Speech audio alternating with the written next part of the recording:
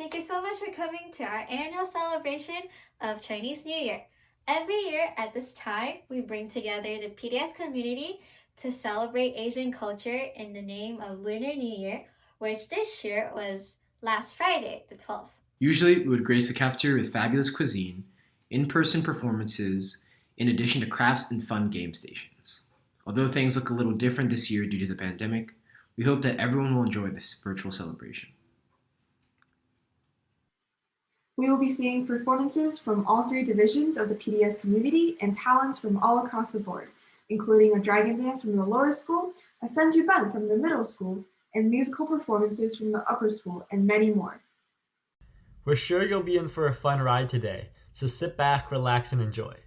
First and foremost, we welcome PDS Head of School, Mr. Stellato, to the virtual podium to start off our festivities. It's my great pleasure to welcome you to Princeton Day School's celebration of the Lunar New Year. Thank you for joining us today for what I know will be an outstanding program. Now, the formal celebration of Lunar New Year at Princeton Day School is relatively recent, although it has quickly become a very important event in the life of the school. It's important to many of our families, which means it's important to our entire school community, and it's very important to me. And I want to thank all of those families, students, faculty, parents, who have been involved in putting together today's program. I especially want to thank my friend Jason Ma for his encouragement and the leadership that he has shown in helping guide today's program and bring it to you. Thank you, Jason, for the work that you have done. And before I sign off and turn it over to the rest of the program, I have an announcement to make. I want to let you know that in next year's calendar, and in every calendar from this point on, we will recognize the Lunar New Year as one of the many celebrations and holidays incorporated in our school calendar. It is right and fitting, and it is time for us to do so, and I'm very glad that we will recognize Lunar New Year in our calendar next year. So thank you all. Enjoy this program. I can't wait to see what's next. Thank you, Mr. Stellato, for your wise and kind words. I think everyone in the audience, along with myself, is really, really, really excited to hear that Chinese New Year, or Lunar New Year, will be on the PDS holiday calendar starting from next year. Next, I wanted to give a huge shout out to all the PDS parents, students, community members, faculty, advisors, and my other Chinese Club co-heads, Boleen, Linda, and Arthur, for putting everything together and contributing, because I think without the efforts of absolutely everybody, our program would not be as good as it is today. So next up, to get right into things, we have a video put together by middle schoolers along with the help of Mr. Cirillo, which helps explain Chinese New Year, the origins, a quick summary, and also what it means to our middle schoolers.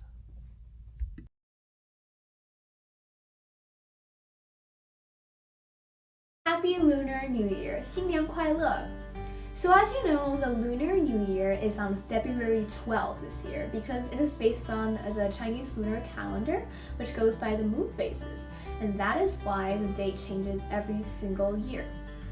And the legend behind the Lunar New Year is that long, long ago, there was a monster named Nian, and it attacked livestock and people every New Year's Eve. And people were really scared until a man with white hair came and found out that Nian is scared of the color red and loud noises.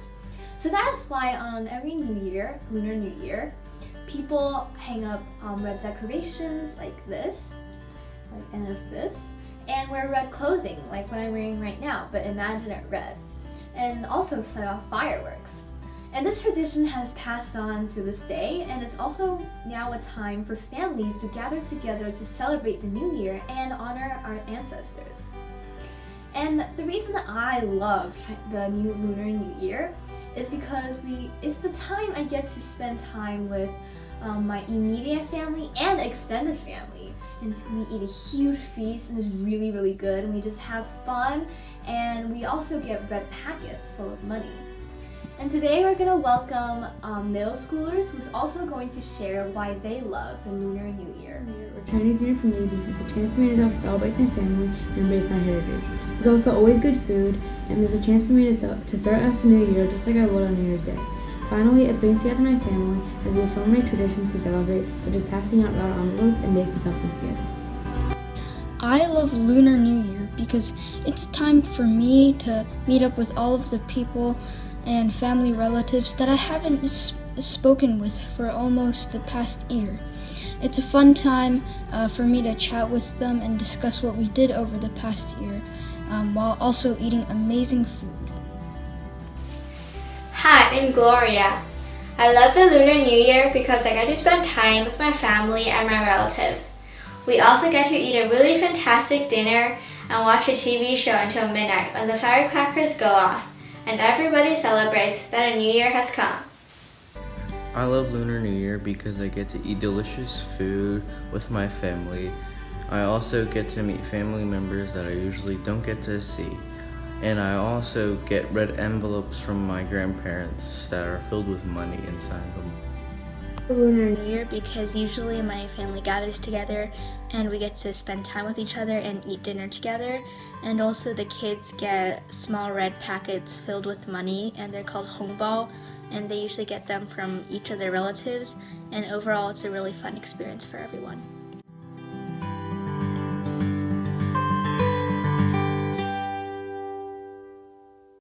A big thank you to the middle schoolers for taking the time to share their stories. Without a doubt, everyone's Lunar New Year is unique, but there are certainly some universal virtues and pillars of our celebration, like family, that are truly timeless. We heard a quick summary of Neon from the middle schoolers, but the lower schools will share the full story behind the Lunar New Year. Please get excited for the story of Neon from our youngest community members. A long time ago, there was a monster named Neon. He had a long face and sharp horns. It lived deep in the mountains all year and only showed up on New Year's Eve to eat people and animals in nearby villages. On the day of New Year's Eve, people would run away to the mountains to avoid being harmed by the monster. People lived in fear of this monster until an old, dirty white man with white hair visited the village. He did not want to hide in the mountains along with the other villagers. Instead, he stayed behind and successfully scared away the monster. But how did he do this? He scared away the monster by pasting red papers on doors, burning bamboo to make loud crackling sounds, lighting candles in the houses, and wearing red clothes. When the villagers came back the next morning, they were surprised that the village had not been destroyed. Everything was the same except that red decorations covered many of their homes.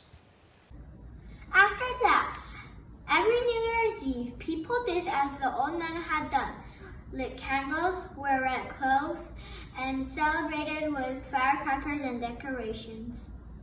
Monster never came back after that, and these actions are now big words. Chinese people welcome the new year, 2021. Red paper, candles, red clothes are all key parts of Chinese New Year, but it is no longer in fear of Nian. It is to enjoy spending time with family and friends.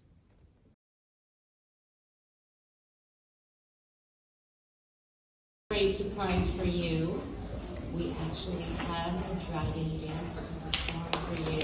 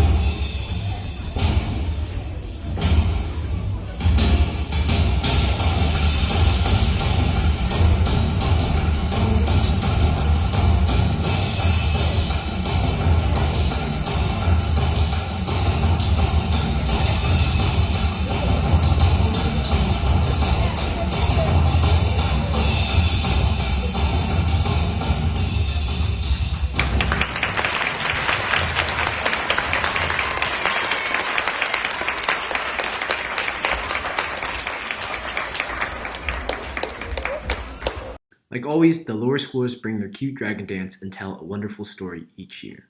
Again, a big thank you to all the kids who were a part of this. Following their performance is Sanjuban, performative folk art that's similar to slam poetry. It follows a simple pattern of 3.5 sentences that rhyme between 3 different people. The performance is often funny and accompanied with instruments like drums and gongs. I hope you enjoy our middle schoolers and their hard work. Thank you.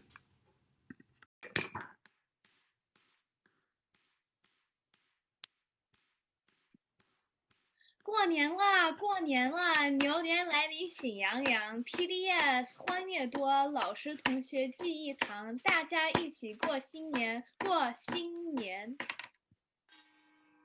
精彩。PDS 学校好，卧龙藏虎不简单，校长带头数榜样，老师个个多面手，能文能武，有爱心，有爱心。没错。PDS 学风好，学生个个精气神，帅哥美女占风采，体育音乐和公益，多才多艺显身手，特棒。PDS 校园好，春夏秋冬四季美。PDS 氛围好，老师学生像朋友，相亲相爱一家人，超赞。PDS 老师好 ，PDS 学生棒 ，PDS 学术强 ，PDS 文体美 ，PDS 样样好，样样好，了不起！祝大家牛年快乐 ，Happy New Year！ 给大家拜年啦！哦，耶 ！OK。 Wow, that performance was pretty amazing. Thank you to all of the middle school participants and parents for helping make it possible. I know we wanted to have a Sanjuban during our last year's Chinese New Year celebration, but unfortunately got canceled, so I'm glad that we could see it today. So next up, we're going to have some food videos because although we might not be able to physically eat food, food is such an important part of the new year, and sharing it with family and friends is one of the things that makes it so special. So we're going to have Arthur, Elaine, and Emmy all making food and sharing with us. So first off, we're going to have Elaine making dumplings. I know dumplings are a very traditional part of Chinese New Year because their shapes resemble the golden ingots or silver ingots from ancient China. They're really important to symbolize good fortune and wealth. So let's just get right into the video.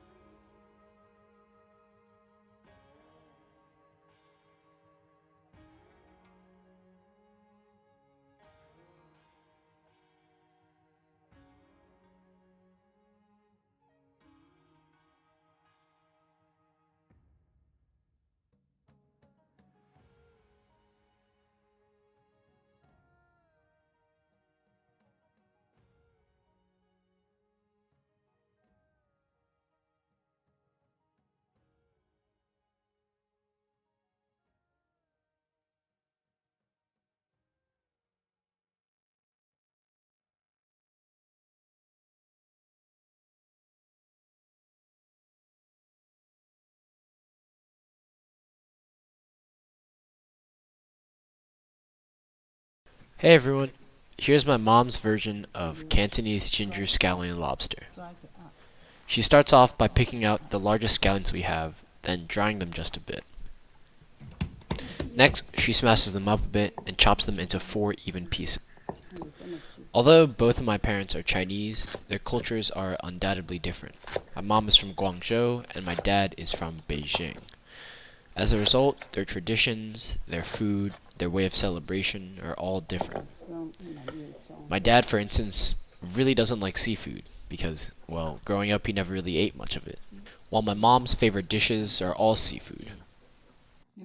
Of course, for the dish to be a ginger scallion lobster, there needs to be some ginger. My mom likes to do the classic smash and cut.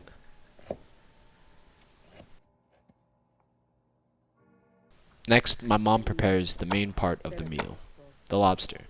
She's already taken out all the nasty parts, so now she's just cutting it into 8 equal pieces. The first spice she adds is white pepper. Then, she adds 1 egg white, and only 1. My mom tells me that Cantonese food is often very light on the seasoning, mostly because Cantonese food likes to focus and really emphasize the flavor of the animal more than anything else. She adds 2 teaspoons of flour, not too much and not too little. If it's too little, it's too watery. If it's too much, it's too bready. My mom doesn't like to season with salt first because she says it hides the taste of the lobster. Next, my mom fills up her wok with a lot of canola oil, just enough to submerge the lobster in. Now, she finally takes the lobster and drops it all into the hot oil. She leaves it in there for about a minute and a half till everything is about red.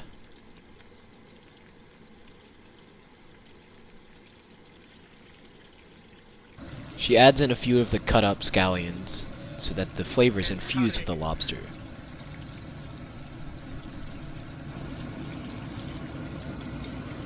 After about 2 minutes of stirring and moving the lobster and scallion mix around, she takes it out.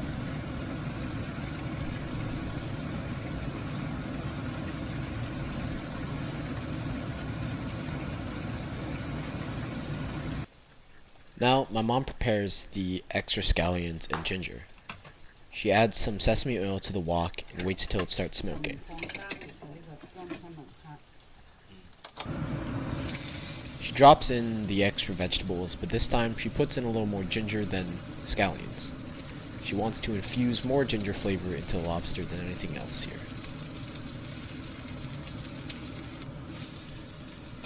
Now she drops in the lobster as well. My mom believes that each soy sauce brand has its own unique flavor. She believes each sauce has its own taste. So, to get the exact taste she wants that she loves from her childhood, she adds in 2 different types of soy sauces. She also adds in a bit of rice wine, just to make the flavors pop even more. And finally, some salt. And of course, a generous heaping of black pepper. I think this dish really embodies my mom's side. She learned how to cook it from her grandparents, and they learned the recipe from their parents. My mom tells me that my great-grandparents were some of the best cooks she had ever met.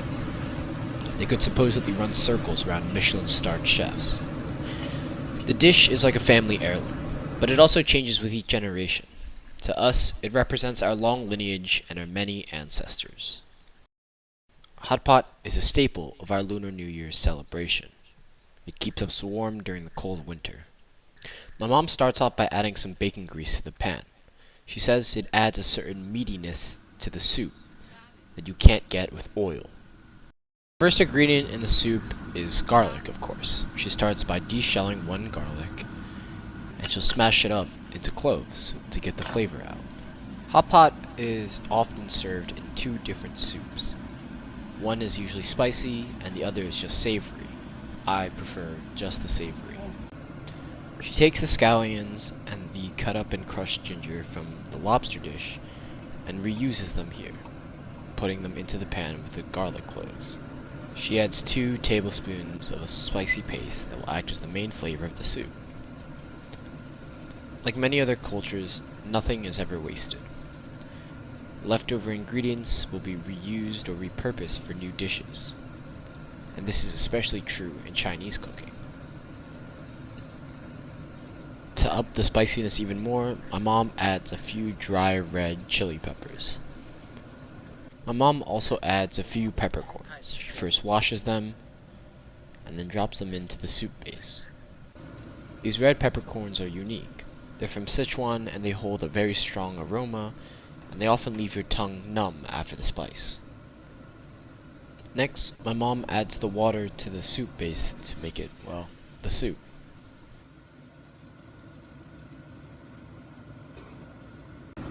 After leaving the soup base to simmer for a bit, she takes it out and drains it over the hot pot.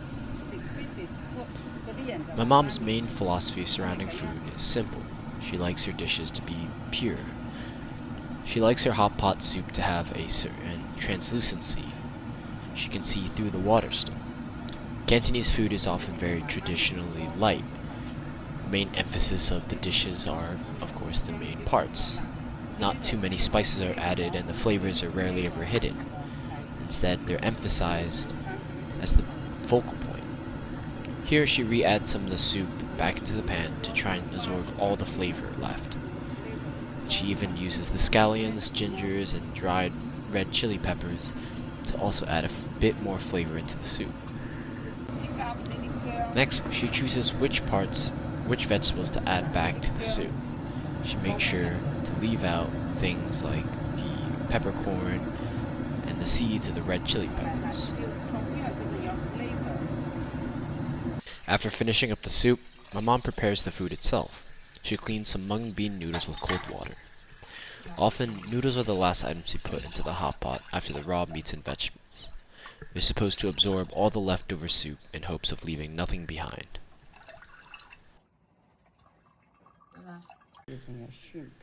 Other foods include tofu, raw beef, and fish paste. In addition, my mom adds a few slices of taro, which are like Chinese potatoes, and a wide selection of mushrooms that, in all honesty, I don't really eat. And of course, we have some dumplings as well that we cook in the hot pot. As good as the food is in hot pot, my mom has always told me it's not really about the food. If anything, hot pot is more of a moment for everyone to dine together. The act of sitting down and waiting for your food to cook in front of you allows for conversation and community. And I think that's why hot pot is one of my favorite dishes, because I can share it so easily with others.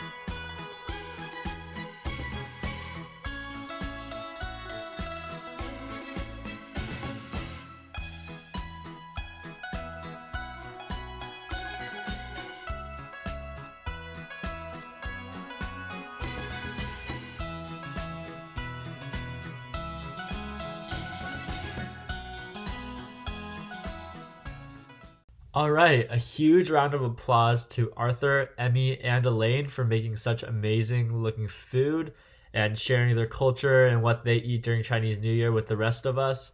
I know that it definitely got me a little bit hungry, and I'm sure others in the audience feel the same. So next up, we're going to have Mrs. Chen, our Chinese club faculty advisor, and my amazing Chinese teacher that I've had for the last 3 years, come up and talk a little bit about her Chinese New Year experiences growing up. Hi everyone! Happy Chinese New Year! 新年好! My name is Wenting Chen and I teach the Chinese language in upper school. In my childhood, my grandparents owned a catering business.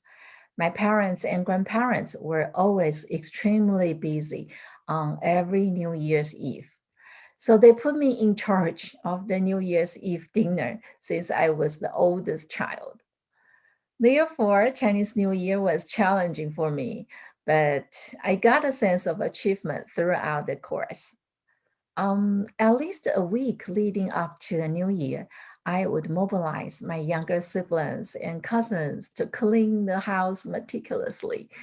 We also did all the laundry and threw all trash out to cut off the old year's bad luck. Washing clothes or sweeping floors on New Year's Day was prohibited, as it was like washing away all the good luck.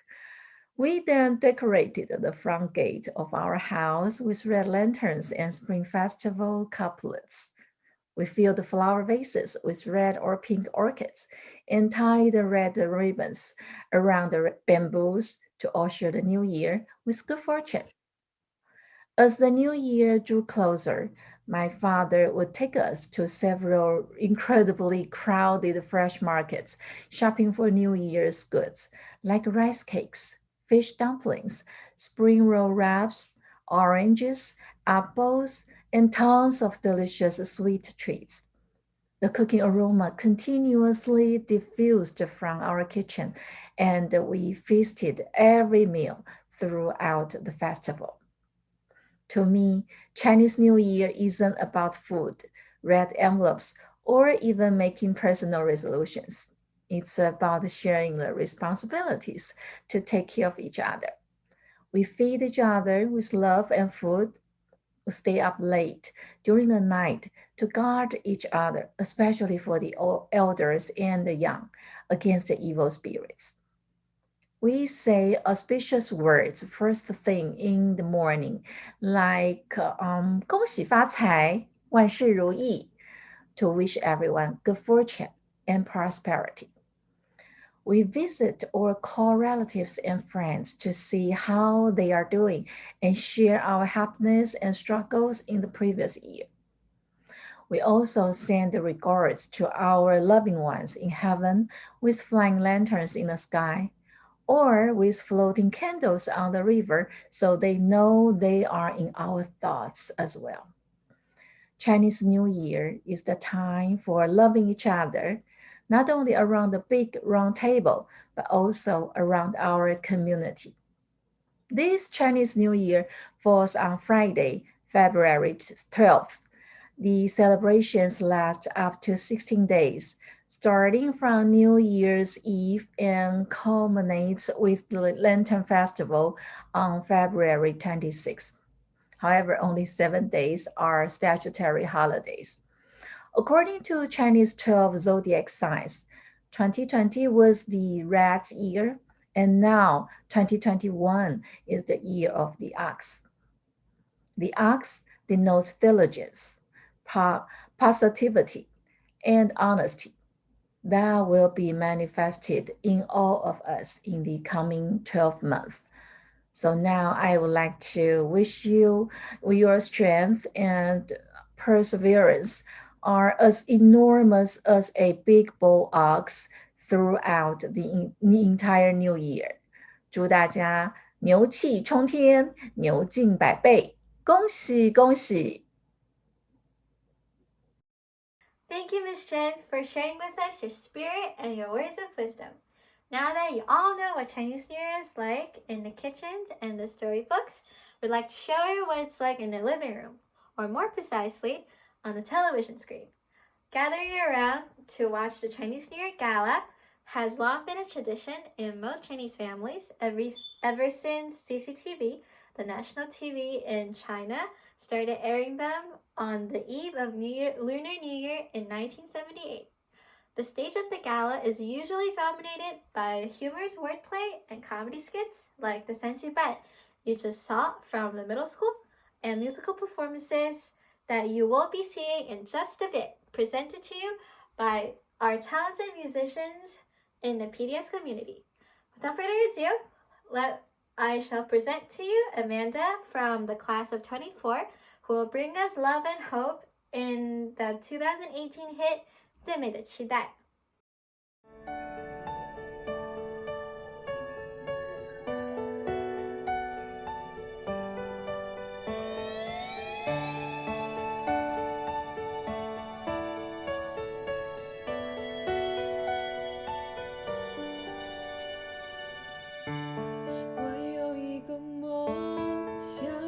彩虹，用所有泪水换来笑容。还有一种爱，传染了人海，拾起那颗迷失的尘埃。你的呼吸越靠越近，将我抱紧。我睁开双眼。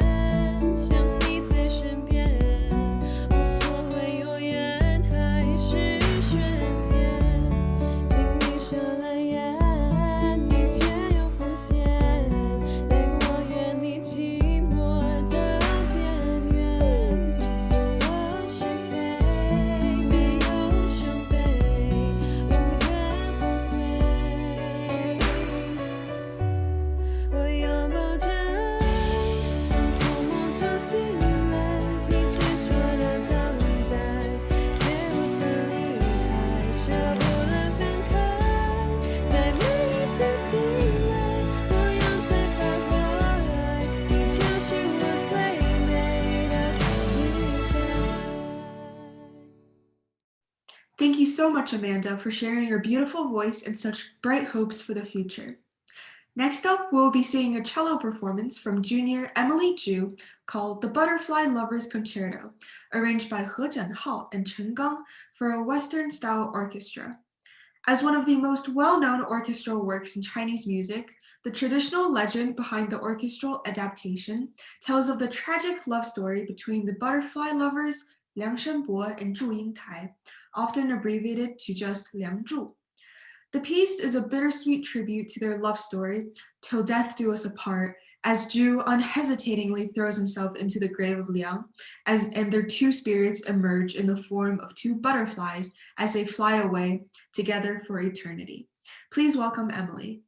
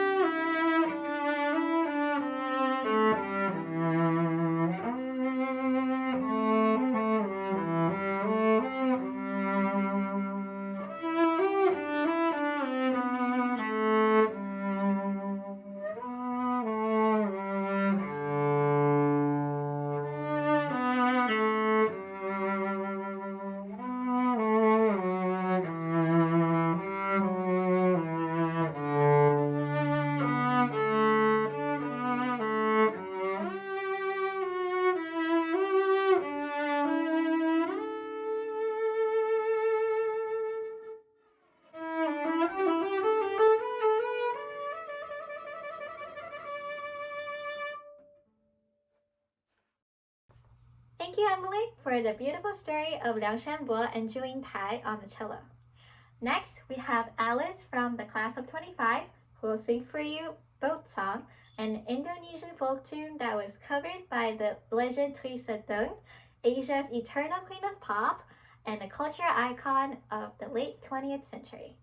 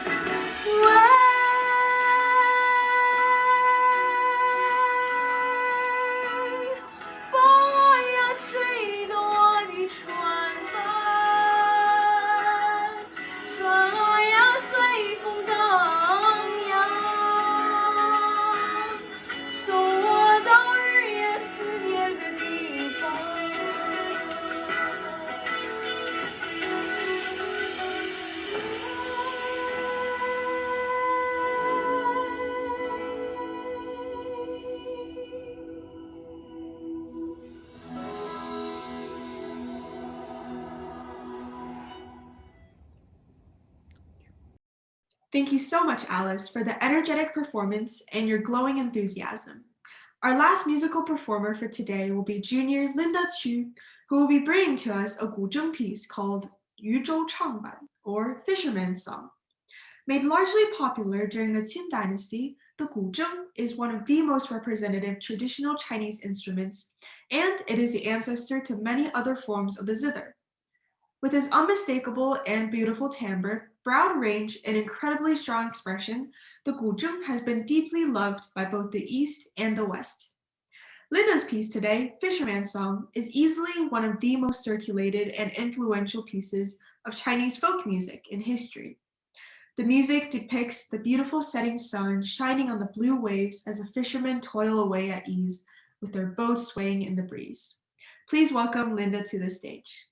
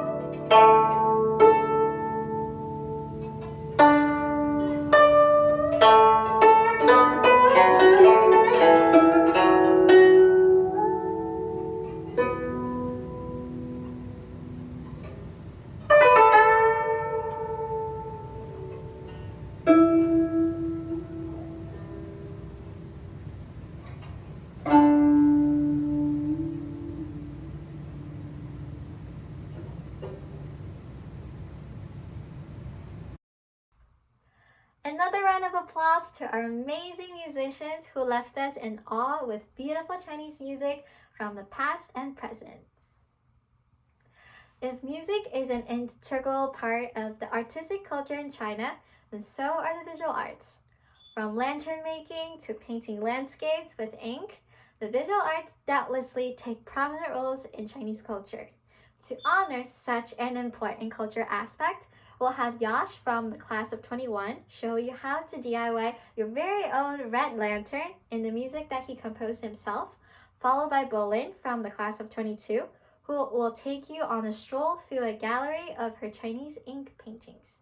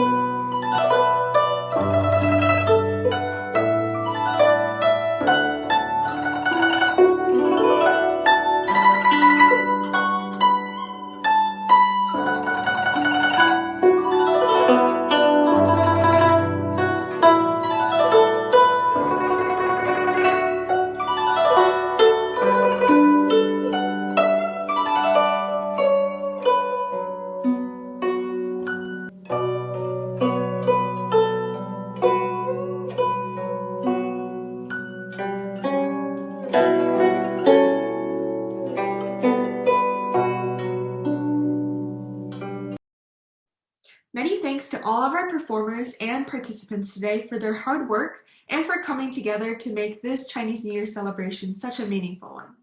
Having seen talents from so many members of the PDS community, our last speaker for today will be Miss Lee, our upper school English teacher, who will be sharing with us some memories from her childhood involving Chinese New Year, in addition to what the festivities mean to her and her family. Please give a warm welcome to Miss Lee. Thank you so much for joining us. Hi, my name is Caroline Lee, and I'm a teacher in the upper school English department, and I'm chair of the CMDT. This is a photo taken of me, my brother, my mother, my Yin Yin, and Yaya. The year is 1980, and we are in Chinatown for Chinese New Year. When I was a kid, we visited my grandparents every weekend. They lived on Orchard Street in tenement housing. Every Saturday, my father walked me over to Diamond Street to buy me suigao and fun kun. Though we lived in the suburbs of Howell, New Jersey, there are ways in which the streets of New York Chinatown felt so familiar to me. Perhaps it was something that I intuited as a kid, like the way my father existed in these spaces with an ease and, dare I say, swag. In this photo, I'm dressed in lucky red, bundled tight in layers to guard against the winter chill of the Lower East Side. It's late January, perhaps early February, when the wind lacerates. We are near Mott Street, where the roads have been closed off in preparation for the lion dance. I remember the distinct smell of the firecrackers, the chaos of the drums and the cymbals, the smoky mist in the air, and the crowds of Chinese people. I remember kicking through the layers of red paper that covered the streets as if they were fallen leaves.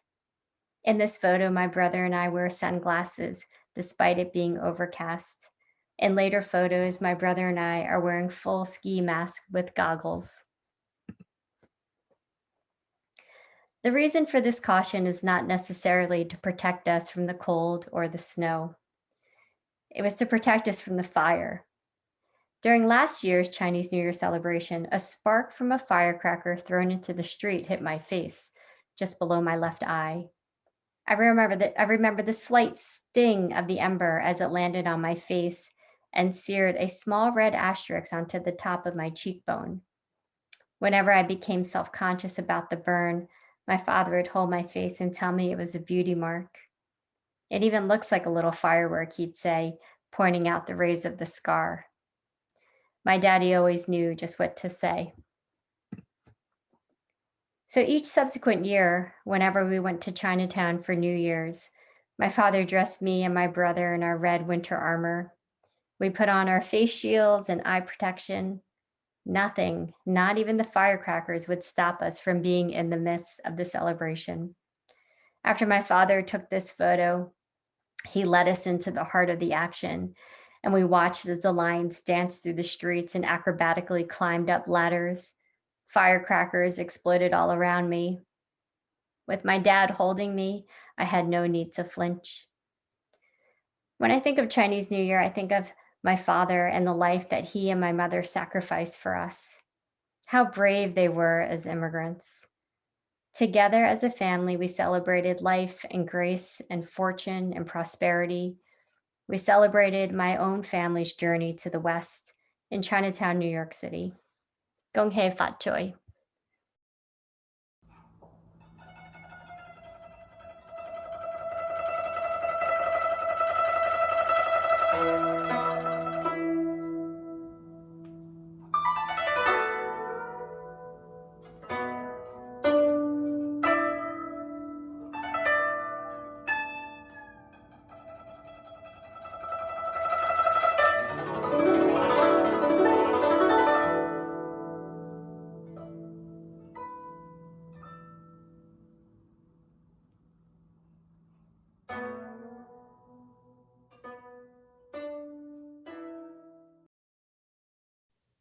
Happy Lunar New Year!